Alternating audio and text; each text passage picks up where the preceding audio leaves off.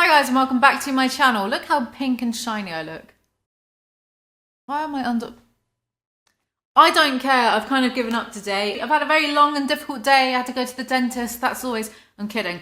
But I did go to the dentist. So I'm just swamped today. I'm very busy. But what I thought we could talk about today is Zoella strikes back against the mainstream media. She has fought back against them, and do you know what? Good for her. So, right, firstly, let's find a news article. The Daily Mail probably wrote one. And it was probably like, Zoella, real name Zoe Sugg, in her house that cost $2 million, because the Daily Mail always does that.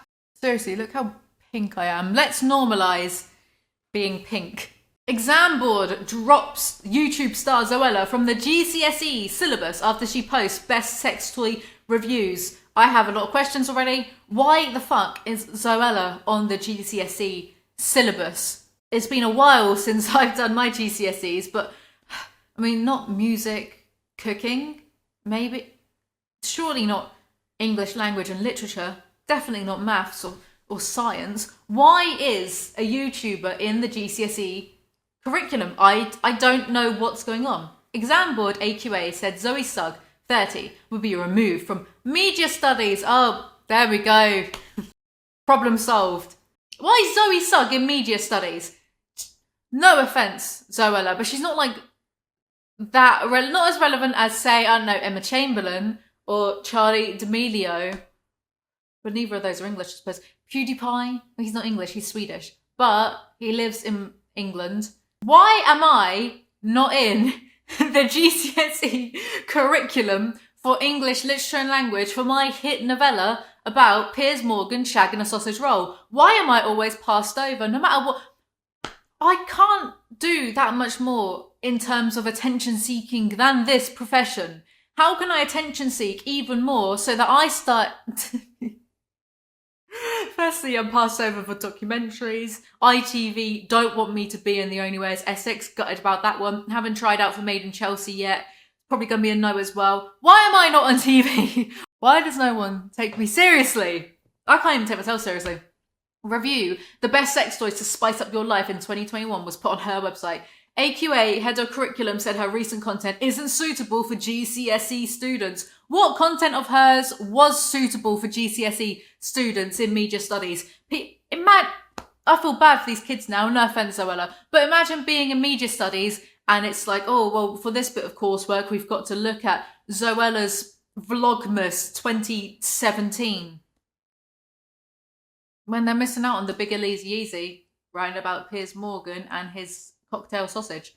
An exam board has dropped YouTube star Zoella from its GCSE syllabus after she posted a sex toy review online. We've gone over this. Miss Sugg started her YouTube career in 2009 and has accrued 15 million subscribers on the platform and 1.1 million followers on Instagram. My head very arrogantly went, is that it? 1.1 million followers on Instagram? She should have more followers than that on Instagram, surely, if she's got X amount of followers on YouTube. No? Okay.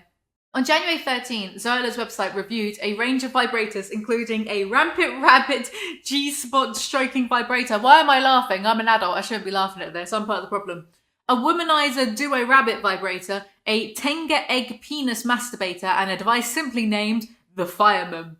They were priced from £5 to £180. The article has not been removed. Why should it be removed? Riddle me that, Daily Mail. The exam board responded by removing a section on Zoella in its close study products booklet because the recent material was not suitable. AQA's head of curriculum for creative arts, Sandra Allen, said GCSE media studies included the analysis of online and social media, and we added Zoella in 2017. Didn't I say Vlogmas 2007? I'm a fucking genius. Why am I not on TV? On what? Mastermind? At the time, all her content was appropriate for teaching, but some of Zoella's recent content is aimed specifically at an adult audience and isn't suitable for GCSE students. As a result, we've removed the section on Zoella from the course and we've contacted our schools and colleges to let them know. So someone's entire personality has to be cookie cutter, vanilla, innocent to fit in with... I mean, in history, GCSE, we learned all about World War II and Hitler. I'm sure sex toys aren't as controversial as Hitler. That's a bad example, surely. Because Nazi Germany, very important part of history. But say we're using my example of looking at 2017 Vlogmas. How does what she's doing now even... I'm not sure if this is fair. Unless the study's updated to include the sex toy review, which I'm sure they didn't, why should it really matter? Do you know that sometimes Zoella says the F word?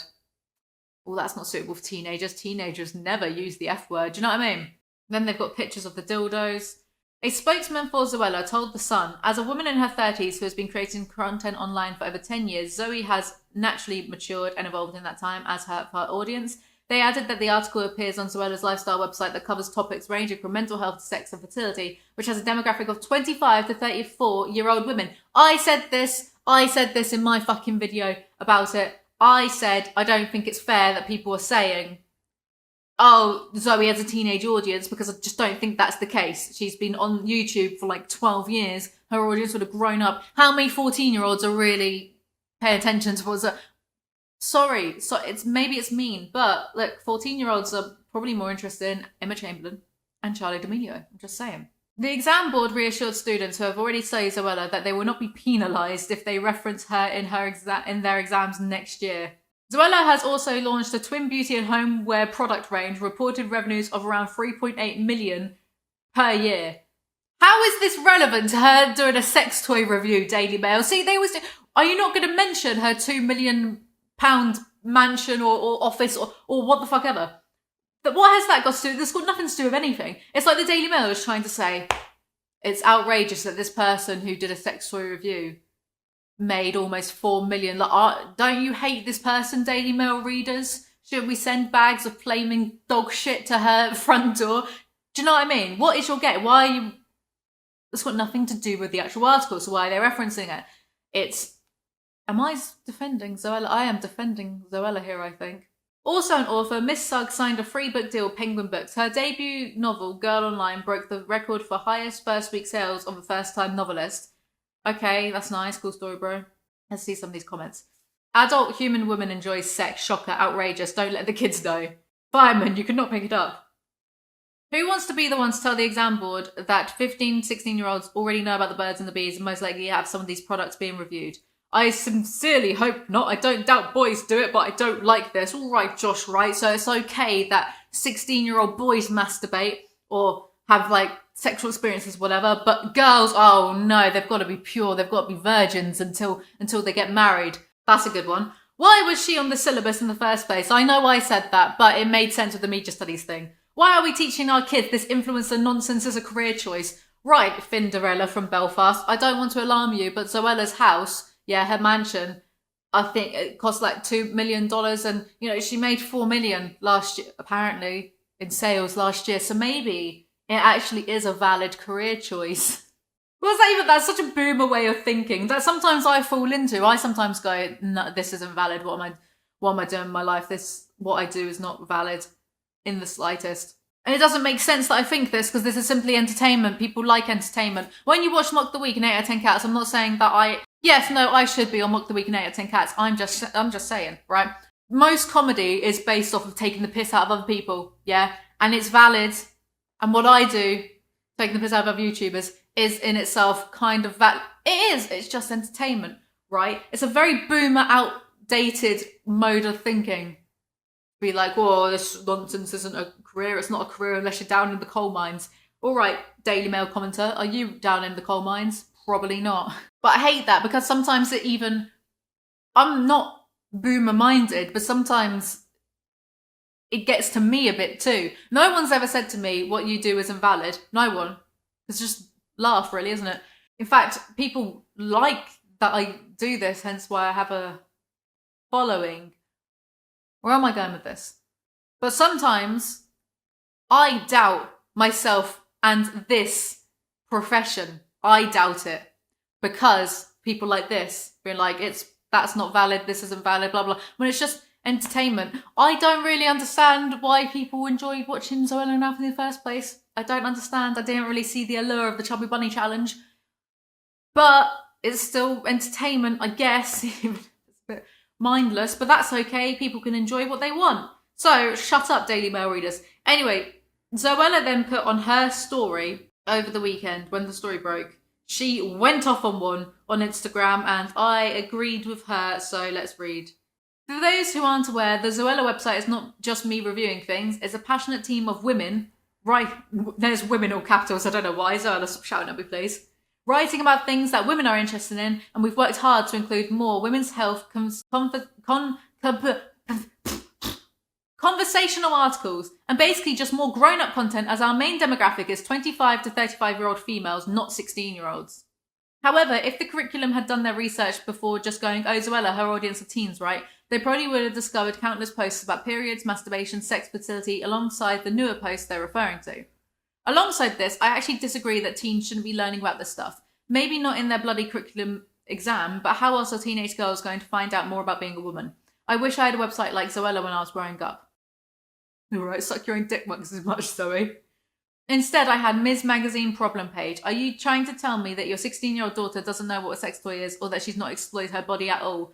Oh, please. Here's the thing. Teenagers, in lots of ways, are still childish, childlike. But when you enter puberty and you become more aware of your body changing, you do... I guess I can only speak from my experience, and my experience is I was a teenage girl growing up in Britain. I'm aware in America they have a slightly more Puritan, like slightly, probably because I'm going to be saying a lot of things that probably aren't going to hold up. And if I'm wrong, then that's okay. I'm fine with being wrong. But from what I've inferred, America is still a Christian country, especially in the more rural parts. So there's still a slightly more puritanical attitude towards sex. I might be wrong because I've not lived in America, but this is just what, as someone overseas, infers from America. In England, and my experience is not everyone's experience, I'm aware of that, I'm just trying to share what my experience is. I was aware about what sex was by the time I was a teenager. That's not to say that at 13 I was shagging around. No, but I was aware. We were all aware. We would talk and kind of laugh about these things like girl to girl, girl to boy. The boys were especially immature. From my experience, from being a teenager and talking to teenage boys masturbated quite a lot quite early on. I always feel like if I say things, it's going to get back to this person, but there was this boy in my class, and I think we were all about 14, and the other boys were laughing at him because he'd admitted he'd whacked off 10 times in one fucking day, and we were like, Jesus, you're going to whack off your penis, like, you're going to burn it off. I know that there are some people right now who are going to be like, how can you say these things? It's like, because we lived that.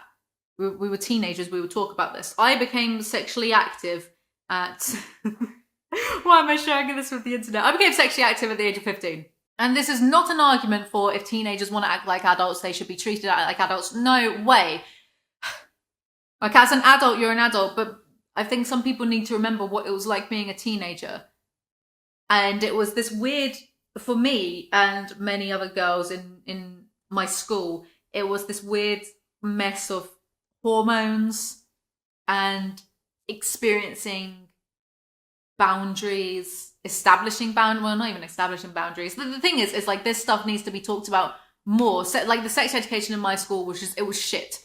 We didn't learn anything about like female pleasure or even male pleasure. It was very much just like, oh, you're ovulating all of this time of the month and you can get pregnant all of this, blah, blah, blah. Which wasn't very good enough. We weren't taught about things like consent either. We obviously knew what rape and sexual assault were, but then like there's more blurry grey lines of consent.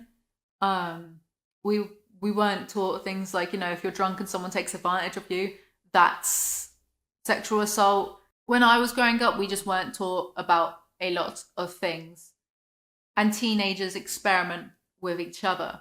So I feel like it would be more helpful to have an open conversation, because from what I've experienced growing up in England, like this idea of most teenagers are going to wait until they're 21 to have sex, it's not the case, and people need to be taught how to do it like safely. Because I remember in my school, there were always rumours that like someone had gotten pregnant at the age of 13. Terrible.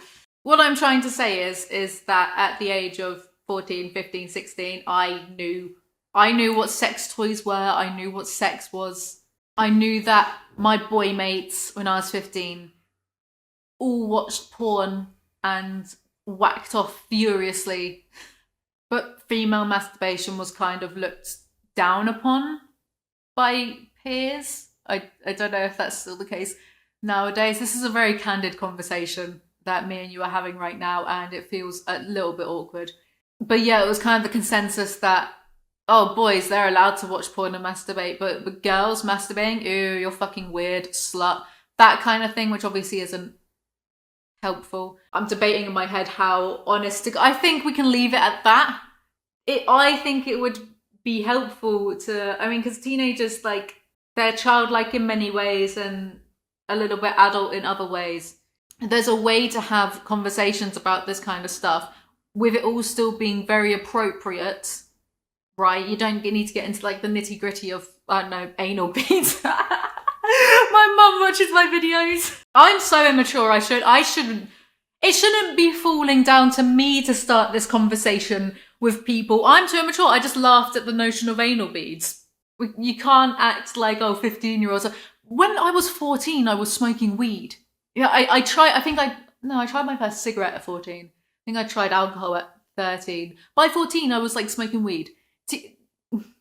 I feel like teenagers should be respected enough that one can talk to them in appropriate terms about this kind of stuff without like the nitty-gritty details, without taking it too far, but just having that open conversation because they're growing. Because like when it comes to consent, there's so much that I didn't know without saying too much that then did negatively affect me growing up into even until like maybe until my early 20s, because these conversations about consent, sexual consent, weren't really had in school, other than, you know, we know that rape and sexual assault is bad, but there's a lot of like grey areas, ambiguous areas when it comes to sex, like the aforementioned, oh, you're drunk at a party and someone takes advantage of you. Does it count? Of course it counts. I didn't know that without saying too much, and I'm sure like a lot of women my age, or even, you know, girls who are younger, might relate to what I'm inferring here, because I kind of feel like it's one of those things that's happened to a lot of people, you know, and that kind of stuff negatively affected, like not knowing the clear lines of consent negatively affected me until my early 20s, until I learned about this kind of stuff properly. So it definitely helps having these open conversations and open dialects about, you know, sex and drugs and stuff. Like, even though teenagers are really, really annoying, no offense if you're a teenager watching this channel. If you're watching this channel, you're probably all right, I guess. Me just making people like teenagers unsub for my channel. But even though teenagers are annoying, they should still be like respected enough in that aspect that one can have a conversation. For example, when I wanted to go on the contraceptive pill, I could talk to my mum about that, even though I was 15-ish at the time. I could talk to my mum openly about that because we had like that dynamic, and that was really good for me. But there's a lot of families that don't have that or don't feel comfortable doing that. So, you know, schools should also be the ones to step in, and there's just a lot of like, is miseducation a word? Diseducation. There's a lot of uneducation. I'm an idiot, I'm gonna stop talking now. It's reasons like this that we feel it's important to write about these things on the website, and we will continue to do so. But just to clear up the narrative, no, I did not review vibrators. As a team, we wrote about the most popular ones. I'm gutted about this. I mean, I did say in my original video, I'm going to pretend that it's Zoe reviewing the vibrators, because that's just funny to me, because I'm immature. As a team, we wrote about the most popular ones, and guess what? It was our most clicks on article, most swiped up, and most ordered items through links ever, because women masturbate. And if that makes you feel uncomfortable, that's society for you. Yes, you tell them, Zoe. And just a little reminder to the media, my name is Zoe, not Zoella. I'm 30 years old. My audience demographic is mostly made up of 25 to 35-year-old females. That's what I said. Please stop with this narrative that fuels most of what you write. Zoella reviews sex toys for teens. Seriously? Happy Saturday, everyone. Also, just realised this article said I did a YouTube roundup. Do these people even do any research? Little life reminder that the media can spin whatever they want. I wonder if people have gone looking for that video. Also, I'd love to share the fact that I have so many men and teenage boys, some of which were learning about it before it was dropped, in my DMs showing their support and expressing how much of a taboo it is, and this just makes me so happy. Do you know what? Yes, I'm on Zoella's side. Big brain move. I know. This is the one and only time it will happen. Good for you, Zoe. I support more open and honest dialect about this kind of stuff because, like, female masturbation, I guess, is still deemed as a little bit of a taboo because there's a lot of slut shaming. It was a double standard growing up that boys, it's accepted that they can masturbate and watch porn, but if as a woman you masturbate, then oh, you're a slut. It's totally a double standard. Female, like, the clitoris doesn't exist for men. And in having these conversations, you can teach more about consent, which might save quite a few girls and boys, let's be real, quite a few young people from negative situations. Let's leave it at that. That's all for this video, this far too candid video. If you enjoyed it, do remember to like, comment, subscribe. I make new videos whenever I feel like it. Follow me on Instagram and I'll see you guys next time. Bye!